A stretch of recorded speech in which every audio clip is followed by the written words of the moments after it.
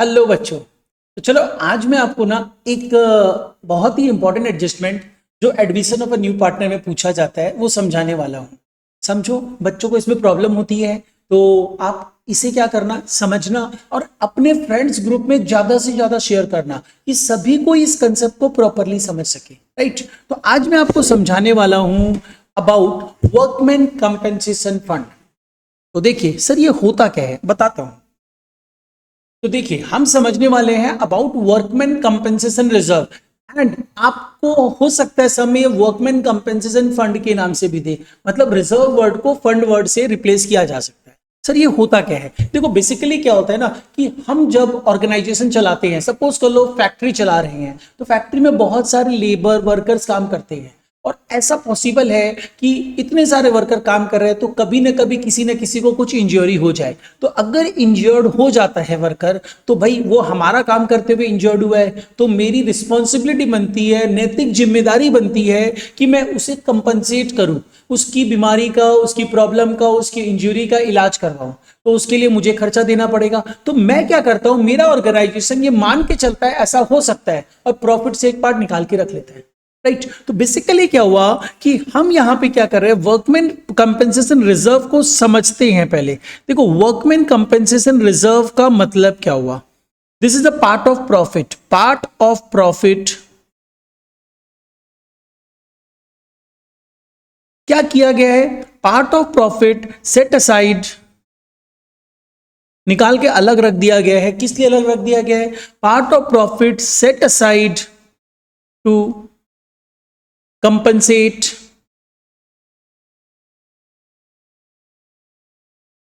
workers in case of any accident।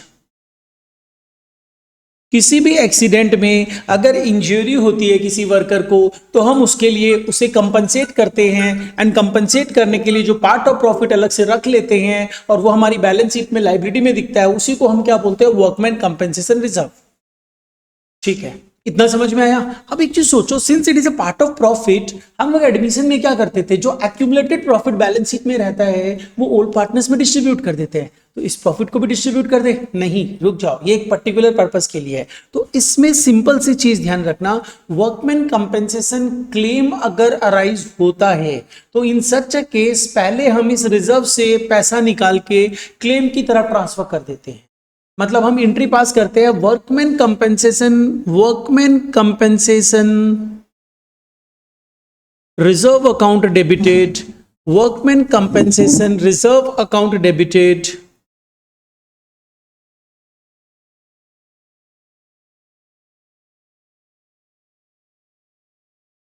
Reserve account debited to workman compensation claim. जितने का claim होता है transfer कर देते हैं। तो बेसिकली होगा क्या ना, यहां पे जो वर्कमैन कंपेंसेशन क्लेम है, अब आप जो ये आ रहा है ये अमाउंट कहां पे दिखाने वाले हो, आप इस अमाउंट को बैलेंस शीट में, लाइबिलिटी में ले जाके दिखा दोगे। Got it? बैलेंस शीट में, लाइबिलिटी में जाके दिखा दोगे। अब क्वेश्चन कम्स टू, सर मेरे पास वर्कमैन कंपेंसेशन रिजर्व 10,000 था, 10,000 था और क्लेम मेरा 8,000 का ही है। अच्छी बात है, 2,000 सरप्लस बच गया। तो जो सरप्लस बच गया उसे आप क्या करने वाले हो, पार्टनर्स में बांटने वाले हो, बिकॉज ये पार्ट ऑफ प्रॉफिट है। राइट, तो सरप्लस को आप क्या करोगे, सरप्लस को आप पार्टनर्स में बांट दोगे to old partners, capital account.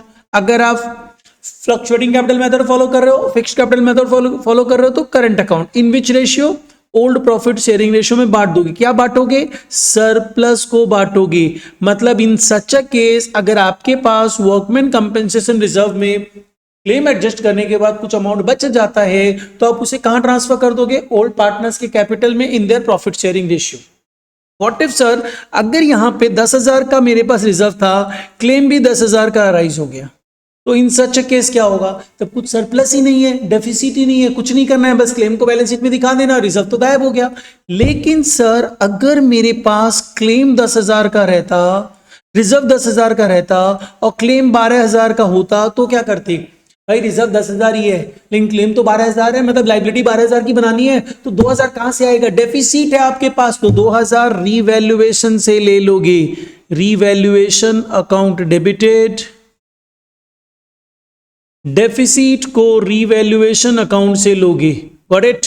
Deficit should be taken from revaluation account and surplus to be transfer to partners capital account, old partners capital account. तो ध्यान रखिएगा कि आफ्टर एडजस्टमेंट, एक सिंपल सा just point, after adjustment of claim, अगर आपके पास surplus बच जाता है, सरप्लस बच जाता है, तो इसे क्या करोगे? Transfer to partners capital. किस पार्टनर्स के कैपिटल में? ओल्ड पार्टनर्स के कैपिटल में। किस रेशियो में? ओल्ड प्रॉफिट शेयरिंग रेशियो में। एंड अगर कुछ डेफिसिट हो जाती है, डेफिसिट हो जाती है, डेफिसिट मतलब रिजर्व में कम अमाउंट था, तो इन सच ए केस आप क्या करने वाले हो? इसको आप डेबिट कर दोगे, debited to revaluation account, debited to revaluation account. And this is all about workman compensation reserves का ट्रीटमेंट। इसको समझो, अपने फ्रेंड्स लोगों के साथ शेयर करो, जिसको भी प्रॉब्लम्स है वो देख लेंगे, समझ लेंगे। ज्यादा से ज्यादा शेयर करो कि ज्यादा से ज्यादा बच्चे इसका बेनिफिट उठा सके। ओके, चलो टेक केयर, बाय बाय।